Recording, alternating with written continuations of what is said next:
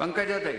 सभापती महोदय, आज जो 260 अन्वये जो प्रस्ताव विरोधी पक्षांनी इथे प्रस्तुत केलेला आहे, त्या प्रस्तावामध्ये माझ्या खात्याच्या माध्यमातून जी काही खरेदी झालेली आहे त्या खरेदीमध्ये अनियमितता, गैरव्यवहार आणि भ्रष्टाचार झाल्याचा आरोप हा विविध सदस्यांनी करताना केला. त्याबद्दल उत्तर देण्यासाठी मी आपल्या समोर उभी आहे. मी जेव्हा चर्चा सुरू झाली तेव्हा चर्चेमध्ये भाईंना डिस्टर्ब होऊ नये म्हणून थोडा वेळ थांबले, पण भाषण लांब होत आहे म्हणून मी मध्ये एक इन्फॉर्मेशनचा मुद्दा उपस्थित केला होता की हा जो विषय आहे तो न्यायप्रविष्ट आहे आणि त्याच्यामुळे इथे सभागृहात त्याच्याविषयी बोलणं योग्य आहे किंवा नाही याच्यावर सभापतींनी आम्हाला मार्गदर्शन करावे. मी विरोधी पक्षाच्या कुठल्याही मुद्द्याला आक्षेप घेतला नाही, मी विरोधी पक्षाच्या कुठल्याही भाष्यावर त्याच्याबद्दल आक्षेप घेतलेला नाही. आणि मला 20 जुलैला कोर्टाने आम्हाला जे आदेश दिले त्याच्यामध्ये आता 5 ऑगस्टला कोर्टाची तारीख आहे, हेही मगाशी रेकॉर्डवर गेलेलं आहे की तारीख झालेली आहे वगैरे वगैरे, तर थोडा ते रेकॉर्डवरनं काढून टाकण्यात यावं. मी महिला बाल कल्याणची मंत्री झाले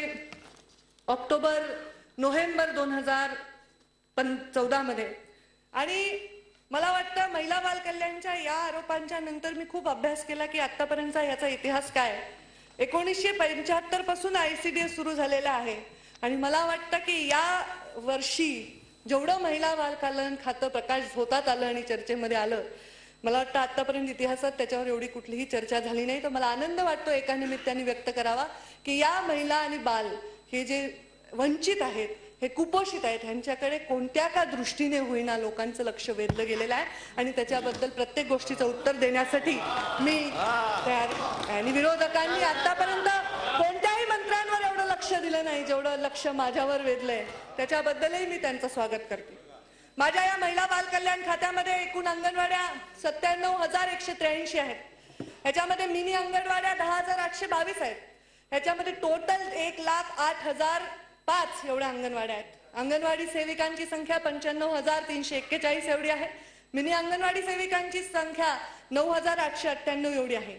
या महिला बाल कल्याण खात्यामध्ये 6 महिने ते 3 वर्ष वयोगटातील 30,35,245 मुलं आहेत आणि 3 वर्ष ते 6 वर्ष वयोगटातली 29,27,739 मुलं आहेत.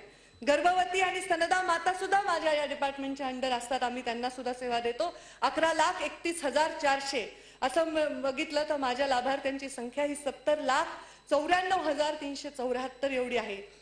आणि ह्या एवढ्या लोकांना आज मला वाटतं केटर करणं ही फार मोठी जबाबदारी आहे आणि एवढ्या लाभार्थ्यांपर्यंत कुठलाही लाभ पोहोचवण्यासाठी जबाबदारीने पावलं उचलणं ही मला वाटतं एक महत्वाची जबाबदारी पार पडत असताना माझी तारेवरची कसरत म्हणावी तशी झालेली आहे.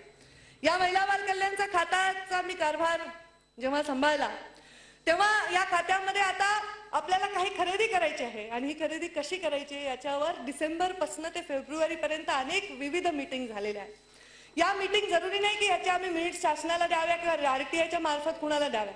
माझे कमिशनर आणि माझे सेक्रेटरी यांना मी जवळपास दर दिवसाआड भेटते आणि आम्ही जी काही चर्चा करतो त्याचे मिनिट सगळ्या जगाला दाखवण्याची किंवा सांगण्याची गरज नाही. त्यामुळे कोणती एक मिनिट नाही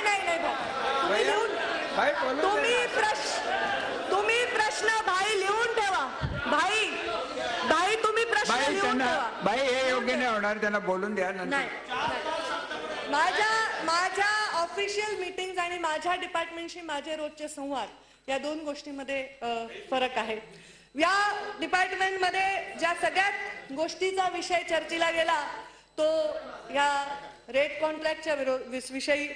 याच्यामध्ये CSPO सेंट्रल सप्लाय आणि परचेस ऑर्गनायझेशन भंडार जे आहे ते भंडार या डायरेक्टरेट ऑफ इंडस्ट्रियल गव्हर्नमेंट महाराष्ट्राखाली स्थापित झालेलं आहे आणि हे भंडार आपल्या सगळ्या काही रेट कॉन्ट्रॅक्टच्या संदर्भातले निर्णय घेत असतं. आदिवासी मंत्रालयामध्ये 2013 साली एक चिक्कीचा व्यवहार झाला किंवा चिक्की खरेदण्याविषयी विचार झाला आणि त्याविषयी काही सेक्रेटरींनी त्यांचं मत व्यक्त केलं, कमिशनरनी मत व्यक्त केलं आणि त्याची गरज नाही असं कमिशनरनी सांगितल्यानंतर ती चिक्की तिथे खरेदी केली नाही. त्याविषयी झालेले जे एंडोर्समेंट आहेत ते त्या आदिवासी विभागापुरते मर्यादित आहेत. त्यांनी त्याच्याविषयी ते पाळले नाही, ते तिथे थांबले आणि त्याच्यानंतर सुद्धा त्याच रेट कॉन्ट्रॅक्टवर चिक्की सुद्धा खरेदी झालेली आहे महिला बालकल्याण विभागाकडून सर्व गोष्टींची विचारणा करून. आता मला सन्माननीय विरोधी पक्षनेत्यांनी हा आरोप केला की आदिवासी मंत्रालयाने ऑर्डर केलेली चिक्की तशीच पडून होती आणि ती चिक्की आता घेण्यासाठी लाडूची चिक्की झाली. 2013 मध्ये जी झालेली ऑर्डर आहे त्या 2013च्या ऑर्डर मध्ये 2015 मध्ये डिस्ट्रीब्यूट करण्यासाठी मी ही ऑर्डर केली असा त्यांनी माझ्यावर आरोप या सदनामध्ये केलाय. या चिक्कीची शेल लाईफ 4 महिने आहे. तेव्हा चिक्कीची ऑर्डर झाली आणि ती चिक्की आता खपवण्याचा मी प्रयत्न केला. म्हणजे मला तर माहीतच नव्हतं का, मला स्वप्नही पडलं नव्हतं 2013 मध्ये की मी तेव्हा महिला बाल कल्याण खात्याची मंत्री होणार आहे, किंवा त्या कॉन्ट्रॅक्टरलाही स्वप्न पडलं नव्हतं की पुढे जाऊन 122 कोटी रुपये पोषण आहार आपल्याला मिळणार आहे राज्याला आणि जेणेकरून अशी चिक्कीची खरेदी भविष्यामध्ये होणार आहे. ही चिक्कीची खरेदी 122 कोटी रुपयाचा पोषण आहाराचा 1 रुपया वाढीव आल्यामुळे एवढ्या मोठ्या प्रमाणात करता आली. अनेक अंगणवाडी सेविका मला भेटल्या. परवाच माझ्या घरी 400-500 अंगणवाडी सेविका आल्या होत्या. त्यांना बघून थोडी मला धडकीच भरली की ह्या एवढ्या संख्येने कशामुळे आल्या. कारण आता महिला बाल कल्याण किंवा चिक्की ऐकलं की मलाही काळजात धडधड व्हायला लागतं. आणि मी जेव्हा त्यांना भेटले तर त्यांनी मला आभाराचं एक पत्र दिलं. सभापती महोदय, मी ते तुम्हाला सादर करू शकते. त्यांनी सांगितलं की आतापर्यंत 4 पाकिटं प्रत्येक अंगणवाडीला हाडली आली असतील. आता आम्ही एका मुलाला 4-4 पाकिटं देऊ शकलो. एवढी चिक्की तुम्ही आम्हाला दिलेली आहे आणि त्याच्याबद्दल त्यांनी मला आभार मानले. आणि केवळ या चिक्कीसाठी नाही तर ते 42 कोटी रुपये. भाई, तुम्ही म्हणालात 166 कोटीची चिक्की घेतली. 166 कोटीची चिक्की घेतलेली नाही. 166 कोटीची ही खरेदी आहे. 206 कोटीचा घोटाळा, 206 कोटीचा घोटाळा. ह्याच्यामधले 41 कोटी रुपये हे डायरेक्ट अंगणवाडीच्या मुलांना इतिहासात पहिल्यांदा त्या अंगणवाडी सेविकेच्या अकाउंटवर जमा झाले. या अंगणवाडी सेविकांनी डायरेक्ट त्याच्यातनं अंडी आणि केळी घेऊन या मुलांना चाललेली आहेत. गरिबांच्या मुलाचं अन्न खाण्याची संस्कृती माझी सुद्धा नाही. अशी वेळ माझ्यावर आली तर तो माझा अखेरचा श्वास असेल हे मी या पुण्य अशा सभागृहासमोर सांगते. त्यामुळे मला वाटतं अशा बालिश प्रकारचा आरोप आहे की कुठली तरी 2013ची चिक्की मी आता खपवण्याचा प्रयत्न केला. भाई, तुम्ही लिहून घ्या मग काय आक्षेप आहे ते. आणि त्याच्यामुळे हा आक्षेप मला मान्य. याच्यामध्ये बोलून द्या ना. नाही पण नाही, हे नाही, बरोबर नाही भाई. त्यांना बोलून द्या. भाई, मी सगळी भाषणं सगळ्यांची ऐकलेली आहेत. मला वाटतं नैसर्गिक न्यायाच्या दृष्टीने त्यांना बोलून द्या. नाही, त्यांना बोलून द्या. त्यांचे काय आक्षेप घ्यायचे ते नंतर याच्यामध्ये त्या मुलांच्या आरोग्याचा विषय करून हाताने जर लाडू बनवले तर ते हायजिनिक पद्धत राहणार नाही आणि त्याच्यामध्ये मानवी संसर्ग होऊ नये किंवा माणसाचा हात लागून इन्फेक्शन होऊ नये असे स्पष्ट आदेश सुप्रीम कोर्टाचे आणि केंद्र शासनाचे आहेत. आणि म्हणून आम्ही लाडूच्या ऐवजी चिक्की देण्याचा निर्णय घेतला की जिथे कुठेही शास्त्रशुद्ध पद्धतीने ही चिक्की दिली गेली जावी, म्हणून हा निर्णय आम्ही सरकारतर्फे घेतला. ही चिक्की जाऊन मी तिथे बनवली नाही. ह्या चिक्कीत मी जाऊन तिथे सो कॉल जे आरोप झालेले आहेत की ह्या चिक्कीमध्ये हे आढळलं ते आढळलं, ही चिक्की तिथे देण्याचा निर्णय जरी माझा असला तरी त्याच्या क्वालिटीच्या बाबतीत सक्त आदेश माझ्या डिपार्टमेंटला दिले गेलेले आहेत आणि त्या आदेशांचं पालन मी केलंय. कोर्टाने मला चिक्की विड्रॉ करायला सांगितलेली नाही किंवा मला कोणी आदेश दिले म्हणून मी चिक्की विड्रॉ केली नाही. ज्या दिवशी मला नगरच्या जिल्हा परिषदच्या अध्यक्षाची कंप्लेंट प्राप्त झाली त्याच दिवशी मी माझ्या कमिशनरला आदेशित केलं होतं आणि आम्ही चिक्की न तपासता ती चिक्की विड्रॉ केली. ती चिक्की वाटप न करण्याचा निर्णय घेतला. पण ह्याच्याबद्दल एक खुलासा करा वाटतो की ज्या चिक्कीची कंप्लेंट झाली होती, सभापती महोदय, सगळे जबाबदारीने बोलतो म्हणतात.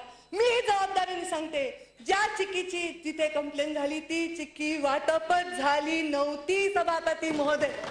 आणि ती चिक्की सभापती महोदय, माता समिती, अंगणवाडी सेविका, मुलांच्या घरच्यांची तक्रार नसून त्या चिक्कीमध्ये सरपंचांनी तक्रार केली. पण तरी केवळ तक्रारीवर आम्ही ती चिक्की विड्रॉ केली आणि ती चिक्की वाटप करण्यासाठी मनाई केली. एका लॅबचा रिपोर्ट आला चिक्की खाण्यासाठी योग्य, एका लॅबचा रिपोर्ट आला अयोग्य. मग 2 रिपोर्ट वेगळे आल्यानंतर आपण काय करायला पाहिजे म्हणून 3रा रिपोर्ट आता लॅबला दिलेला आहे आणि तो 3रा रिपोर्ट काय येतो त्या सॅम्पलचा आम्ही ठरवण्याचा निर्णय घेतलेला आहे. आणि आम्ही कोर्टामध्ये सांगितलेलं आम्ही ही स्वतःच्या सदसद विवेक बुद्धीला स्मरून आणि आमच्या सोशल रिस्पॉन्सिबिलिटीच्या जीवावर ह्या चिक्कीची ऑर्डर तिथे थांबवली. चिक्कीच्या क्वालिटी बद्दल मी पूर्णपणे खातरजमा केलेली आहे. जिथे क्वालिटी खराब असेल तिथे योग्य ते कारवाई त्या लोकांवर करू. त्या लोकांना जिथे चिक्की या मुलांना, गरीब मुलांना चालण्याचा प्रकार झाला त्या ठिकाणी त्यांना क्षमा केली जाणार नाही. ह्याच्यामध्ये आमच्या भाईंनी सांगितलं की जिल्हाधिकाऱ्यांचे अहवाल आलेत चिक्की खराब असल्याचे. भाई, जिल्हाधिकाऱ्यांचे अहवाल येत नसतात याच्यामध्ये. हे जिल्हाधिकाऱ्यांचे कुठल्याही कलेक्टरचे अहवाल आले नाही, हे धादांत खोटं आहे. आमच्या तिथे सीओ आणि आयसीडीओचे सीओनी तपासणी करतात, त्यांच्याकडे कंप्लेन आली आणि ती कंप्लेन कमिशनरकडे आली, कमिशनर कडून माझ्याकडे आली आणि तीच कंप्लेन त्याच्यावर आम्ही ऍक्शन घेतली. एक कंप्लेन आली जळगाव मध्ये, एक सरपंच म्हणाला, सभापती महोदय, एक सरपंच म्हणाला की ह्याच्यामध्ये एक पट्टी सापडली.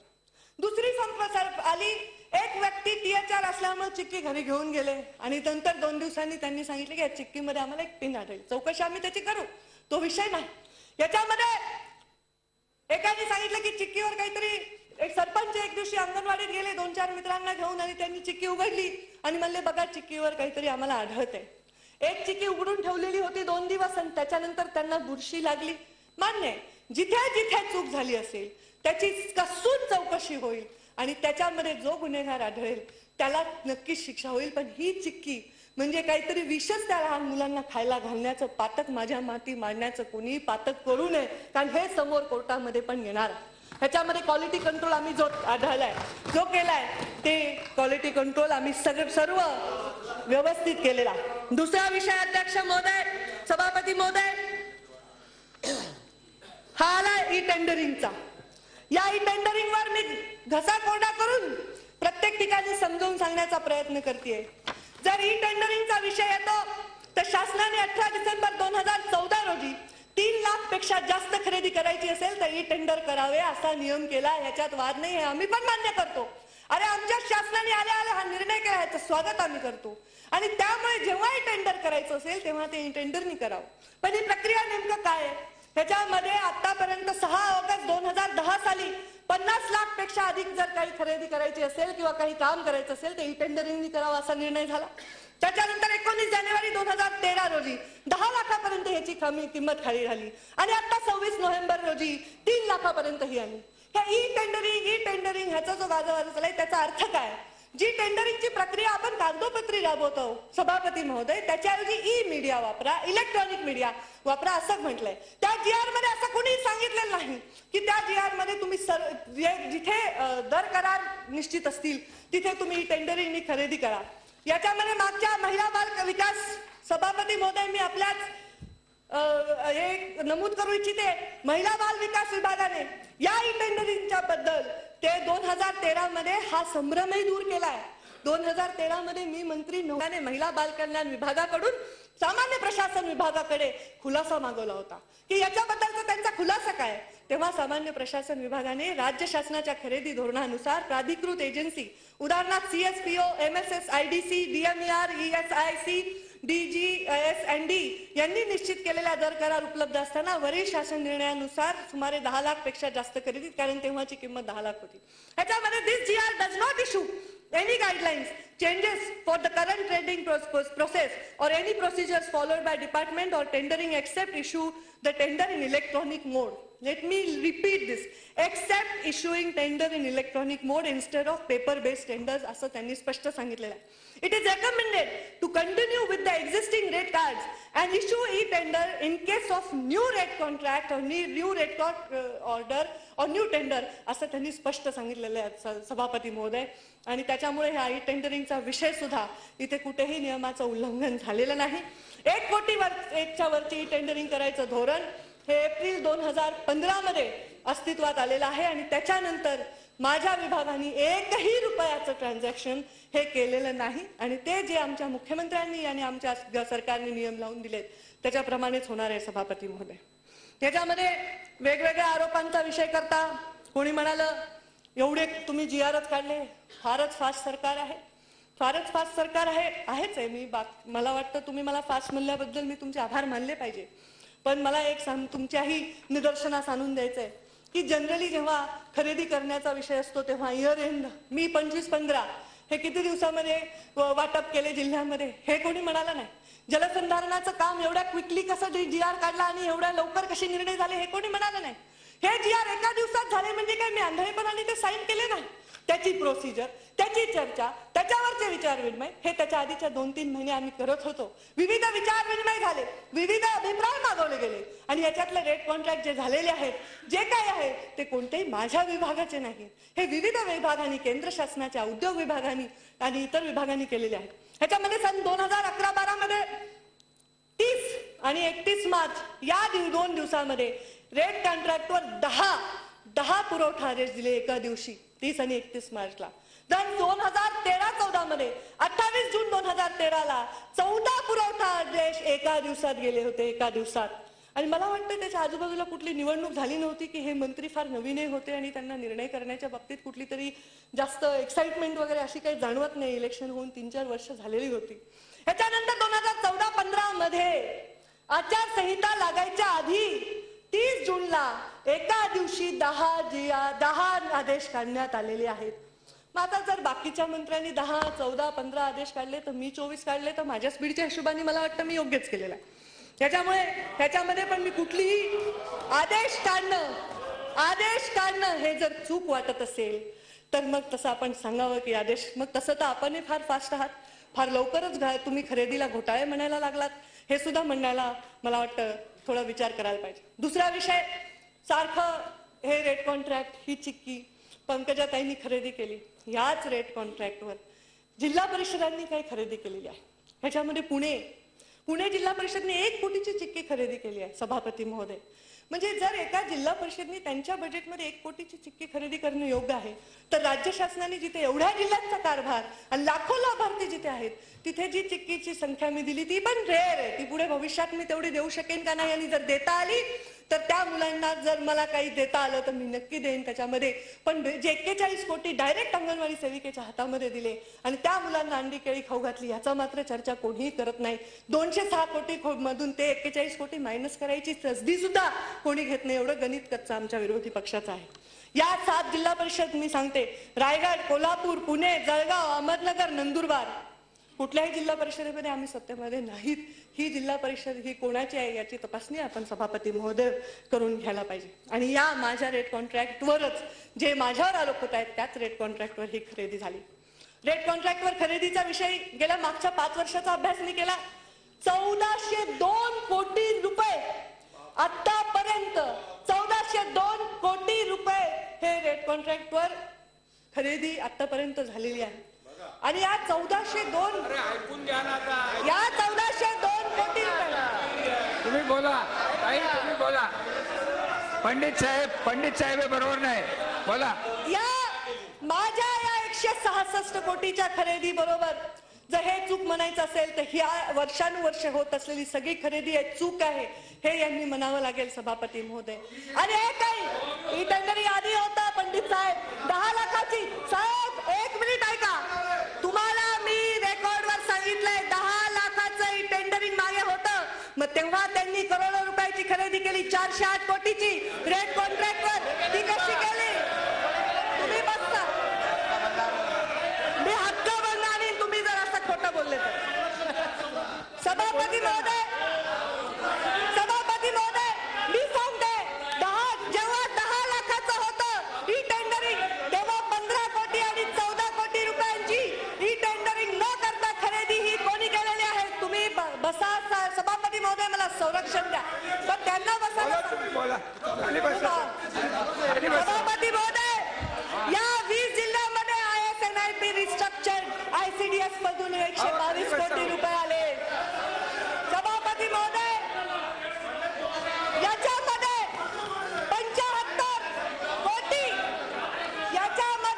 75 कोटी रुपये नाही, 75 कोटी रुपयाची चिक्की सभापती महोदय दिली. त्याच्यामध्ये 52. 1 मिनिट ताई थांबा, बोला. समाजानं पॉइंट ऑफ ऑर्डर काढलाय, बोला.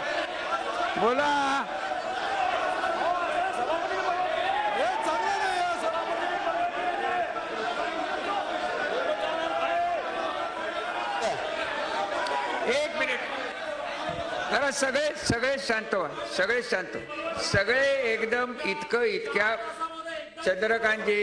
एक मिनिट आपण शांतपणे ऐकून, आपण खाली बस. आपण मंत्री आहात, सगळेजण खाली बसा, सगळे खाली बसा, सगळे खाली बसा. अमर शिवक, एक मिनिट. आपण यांचं सगळ्यांनी, तुमचं सगळ्यांनी भाषण ऐकून घेतलं, ही वस्तुस्थिती आहे. मी जरी चेअरवर नव्हतो तरी मी सगळं हे ऐकत होतो. नंबर एक गोष्ट, मला असं वाटतं, मी मगाशी बोललो की त्यांना जे काय बोलायचं ते बोलून द्या, त्याच्यावर तुम्हाला हरकत घ्या, पॉइंट ऑफ ऑर्डर द्या, मी तुम्हाला देतो,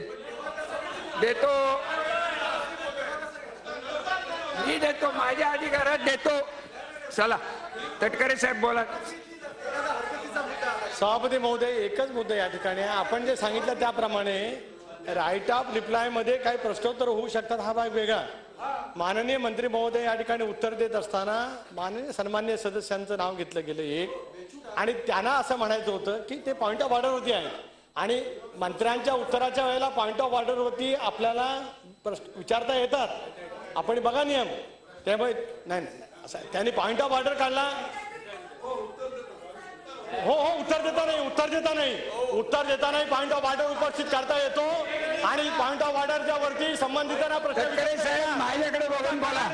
खाली बसून बोलू नका. सभापती महोदय, आपण याच्यावरती निर्णय दिलेला आहे, त्यामुळे पॉइंट ऑफ ऑर्डरच्या वरती सन्मान्य सदस्य अमर त्यांना मी निर्णय दिलाय. 1-2 मिनिटं फक्त, आणि वैयक्तिक कोणी कोणाला काही बोलायचं नाही. बोला. त्यांनी बोलू नये, यांनी बोलू नये, दोघांनी समज द्या. त्यांनी बोलू नये वैयक्तिक. नका बोल, नावच घेऊ नका. पुढे साहेब, आपण खाली बसून बोलू नका. मंत्री महोदय, आपण खाली बसून बोलू नका. गिरीशजी कृपा करून हे सगळं आपल्याला पुढे न्यायचंय, आपण खाली बसून बोला. सभापती महोदय, सन्माननीय मंत्री महोदय बोलत असताना त्यांनी सांगितलं, ई टेंडरिंगच्या संदर्भात त्यांनी बोलत असताना इतर जिल्हा परिषदेची तुलना करत असताना या जिल्हा परिषदेमध्ये मी ज्या भावानं चिक्की घेण्याचं ठरवलं त्याच भावानं अमुक जिल्हा परिषदेमध्ये निर्णय झाल्याच्या संदर्भातलं ते त्या रेट कॉन्ट्रॅक्टवर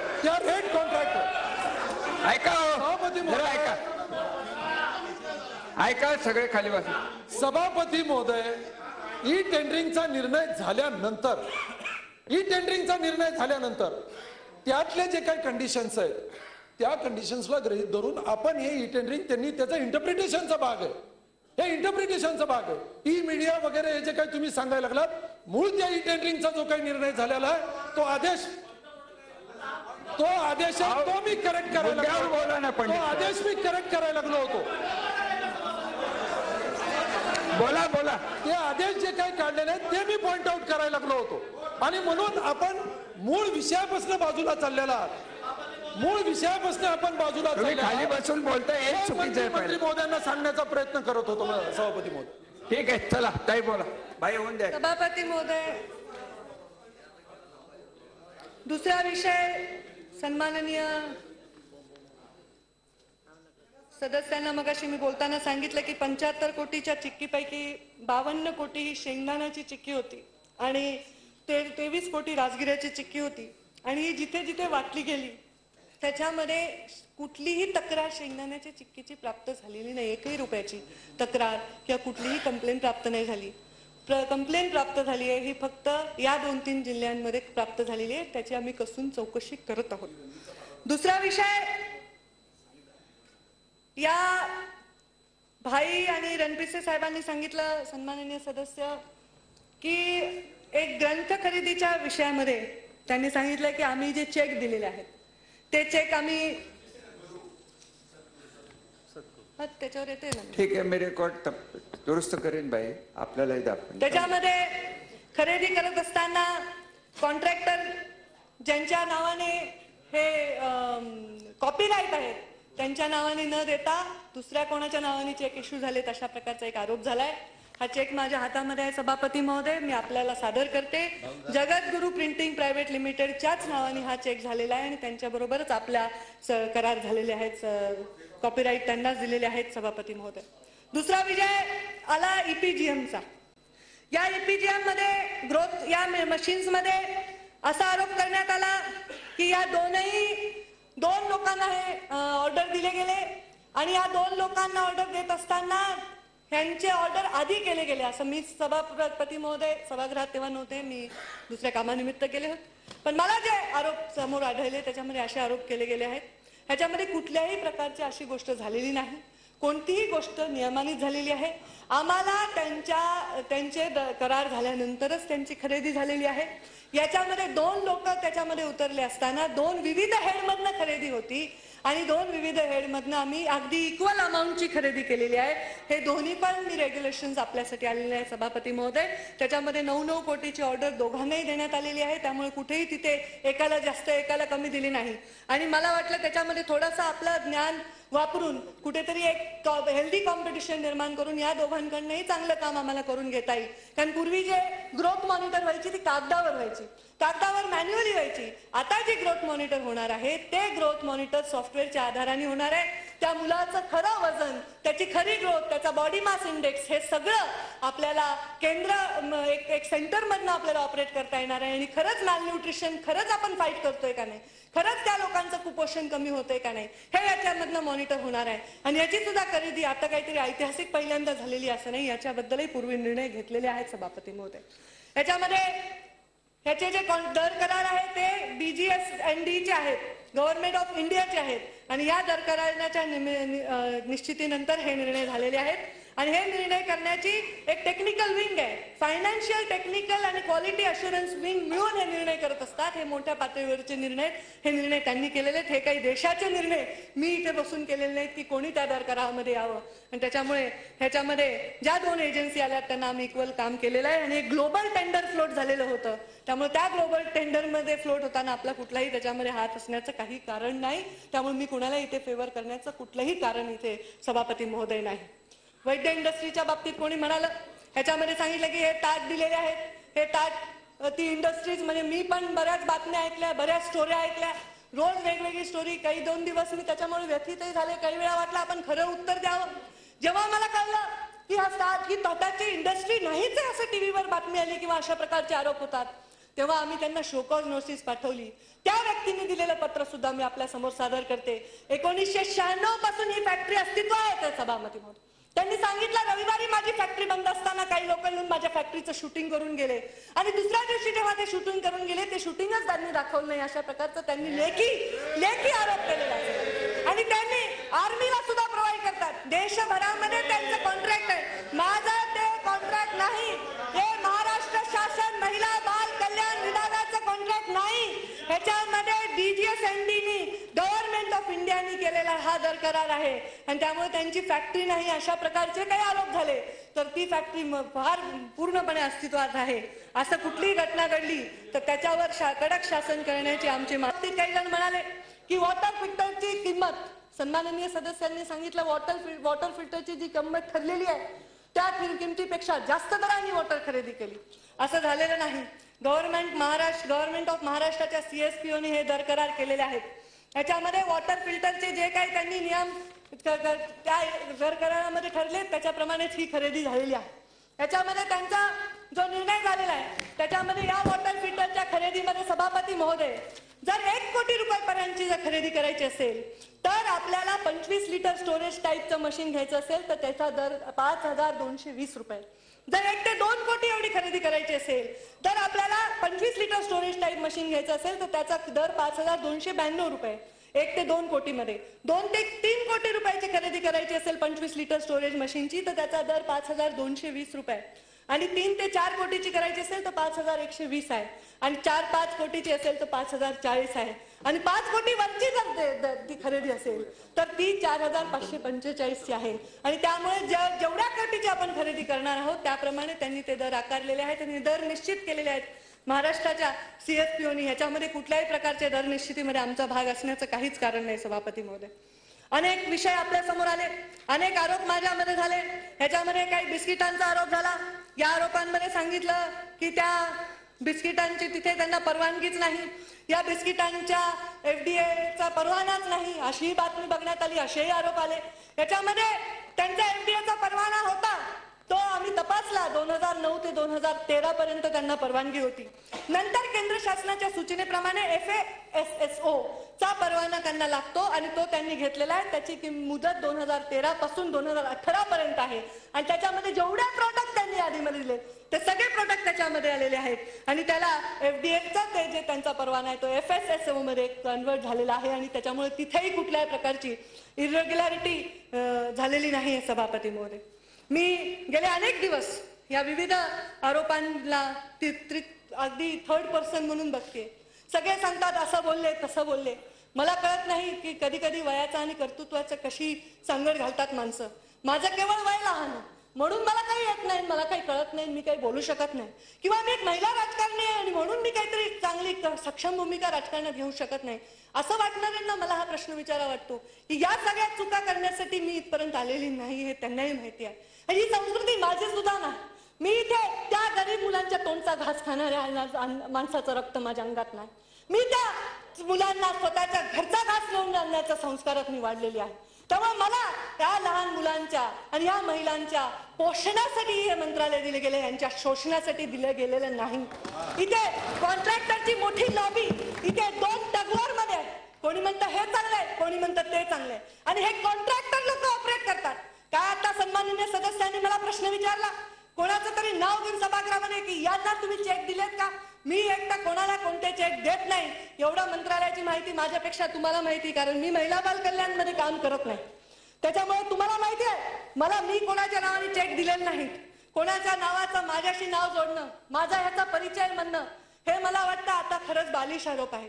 मी सगळ्यांनाच ओळखते. ह्या देशातल्या सगळ्यात मोठ्या उद्योगपतीपासून ऊसतोड कामगाराच्या मुकादमाप्रमाणे मी सगळ्यांनाच ओळखते.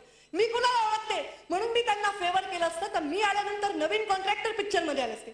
मी आल्यानंतर मी काहीतरी नवीन माणसं पिक्चर मध्ये आले असते. हे माणसं वर्षानुवर्ष त्या पिक्चर मध्ये आहेत. हे माणसं वर्षानुवर्ष ते काम करत आहेत आणि त्यांच्या बरोबर निर्णय घेताना मी डिलिव्हरीची खात्री घेतली, डिलिव्हरी करण्याची खात्री घेतली. त्या मुलांच्या तब्येतीच्या बाबतीत कुठेही हेळसांड केली जाणार नाही. मुलांना काहीतरी असं दिलंय, कुठे मुलांची तक्रार आहे, कुठे मुलं आजारी पडलेत, कुठे काहीतरी बाधा झाली, असं कुठलेही चित्र आपल्या समोर आलेलं नाही. जे काय झालेले आहे ते आम्ही तपासणीनंतर त्याच्यावर निर्णय घेण्यासाठी समर्थ आहोत सभापती महोदय. पण जे आरोप मात्र झाले आहेत ते आरोप भविष्यामध्ये राजकारण्यांना काय कशा प्रकारचं वातावरण निर्माण करून देतील ह्याच्याबद्दल नक्कीच खेद यात मला व्यक्त करावा वाटतो. कोणीतरी बोललं, माझे सन्माननीय भाईच म्हणाले, भाई म्हणते मी त्यांना, ते म्हणाले की मी नाव नाही घेत, त्यांचं नाव पण मी घेऊ शकतो, नाव का नाही घेणार? भाई माझं नाव घ्यायला तुम्हाला काही बंदी नाही आहे. मी महिला बाल कल्याण मंत्री मीच आहे ना, तुम्ही महिला बाल कल्याण मंत्री म्हणा किंवा तुम्ही नाव घ्या, विषय एकच आहे. आणि संस्कृती विषयी कोणीतरी बोललं, संस्कृती ही आपल्या महाराष्ट्राची संस्कृती आहे. एक महिला सक्षमपणे काम करत असताना तिला अशा प्रकारे घेरणं, पायऱ्यावर बसून विभत्सपणे त्याचं निदर्शन करणं, माझं जे घरचं नाव आहे ते माझ्या घरच्यांशिवाय कोणी घेत नाही, त्या नावाने चिक्कीच्या वर पाकिट लेबल करून फोटो लावून माझे प्लॅटफॉर्मवर वाटणं हे महाराष्ट्राच्या संस्कृतीचं काम नाही. महिला कुठल्याही पक्षाची असो, महिला राष्ट्रवादीची असो, भाजपची असो, शिवसेनेची असो, नाही तर कुठली असो, त्या महिलेला अशा प्रकारे अवमानित करणं हे राजकारणाच्या संस्कृतीचं द्योतक नाही. नक्कीच सभापती महोदय, परवा एक मोठे ज्येष्ठ पत्रकार माझ्याशी बोलत होते, ते आठवण काढत होते सन्माननीय शरद पवार साहेबांची. मुंडे साहेब विरोधी पक्षनेताना असं होतं, ते मुख्यमंत्री होते.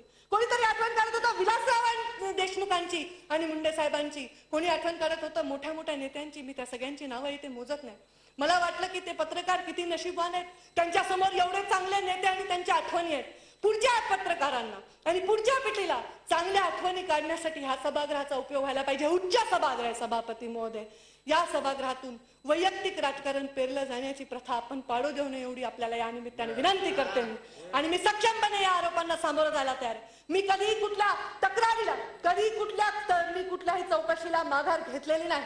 मी स्वतः मुख्यमंत्र्यांना फोन केला जेव्हा मी पहिली बातमी टीव्हीवर मला कळली, तेव्हा मी साहेबांना सांगितलं, साहेब मी कुठल्याही चौकशीला तयार आहे. आणि जेव्हा तुम्ही कोणत्या तरी कार्यकर्त्यांनी जाऊन दिले ना अँटी करप्शन ब्युरोला, आम्ही देऊ उत्तर. आता न्यायालयात खेचलंय PIL मधनं, मी देईन उत्तर. न्यायालय हे सर्वोच्च आहे, सन्माननीय आहे, ते ठरवतील काय आहे. ह्याच्यामध्ये एकही रुपयाचा भ्रष्टाचार आणि एकही रुपयाची मिंदी पंकजा गोपीनाथ मुंडे असेल तर मी राजकारणातून बाहेर जाईन. पण मी राजकारणातून बाहेर जावं ह्याच्यासाठी एवढी स्वप्न बघितली जात असतील तर हे स्वप्न कधी पूर्ण होऊ शकत नाही. आपले आझाद अब्दुल कलाम आझाद आपले राष्ट्रपती सन्माननीय अग्निपंख ज्यांनी दिले आपल्या देशाच्या विचारांना, त्यांचं आत्ताच निधन झालेलं आहे. आणि त्यांच्या निधनामध्ये मला एक त्यांचा सुविचार मी ऐकला आणि त्या सुविचारामध्ये मी बघितलं, ज्यांना झोप येते ते स्वप्न पाहत नाही, स्वप्न ती असतात जी झोप उडवतात. आणि त्यामुळे महाराष्ट्राची चांगलं करण्याची स्वप्न आम्ही पाहिलोय. ह्या गरीब मुलांकडनं त्यांचा निवाळा, त्यांचा अन्नाचा घास काढून घेणाऱ्याची आमच्या अंगात ते रक्त नाही, त्या मातीत मिसळून काम करण्याचं आणि त्या गरिबांची सेवा देण्याचं रक्त आहे. ह्याच्यात एकही रुपयाचा घोटाळा, एकही रुपयाचा गैरव्यवहार नाही. हे आरोप बिनबुडाचे आहेत आणि हे आरोप सिद्ध करणाऱ्यांनी फक्त GR आणून आपल्यापर्यंत दिलेत. ह्याच्यामध्ये झालेलं एखादं प्राइस एस्केलेशन आहे, ह्याच्यामध्ये कुठल्याही प्रकारचा ऑडिटमध्ये काहीतरी ताशेरे ओढले आहेत, कोणीतरी बाबा अहवालामध्ये कॅगनी काही सांगितलंय, त्यांच्या लोकांवर गुन्हे दाखल करण्यात मी काहीतरी समजू शकते. पण एकाने उठायचं आणि हे सगळंच गलत आहे, हे सगळंच वाईट आहे हे म्हणायचं, ह्याच्यासाठी आमच्याकडून राजकारणातून परावृत्त व्हायची मागणी करायची हे चूक आहे. माझ्या ज्या दिवशी नेते मला सांगतील आणि मला वाटतं ज्या दिवशी ह्याच्यात एकही रुपयाची चूक आढळेल त्या दिवशी मी स्वतःहून तुमच्या सगळ्यांची परवानगी न मागताही जाऊ शकते बाहेर. पण त्या मुलांचं भविष्य मी कोणाच्या हातात देण्यासाठी मला आता हिंमत होत नाही. ते भविष्य सांभाळण्याची खंबीरता माझ्यात आहे. ह्या आरोपांना सामोरं जाण्याचे आहे आणि हे सगळे आरोप एक एक कोर्टामध्ये त्याला सामोरं जाऊन त्याच्यातून स्वच्छ मी बाहेर येणार हा मला आत्मविश्वास आहे. धन्यवाद. झी 24 तास रहा एक पाऊल पुढे.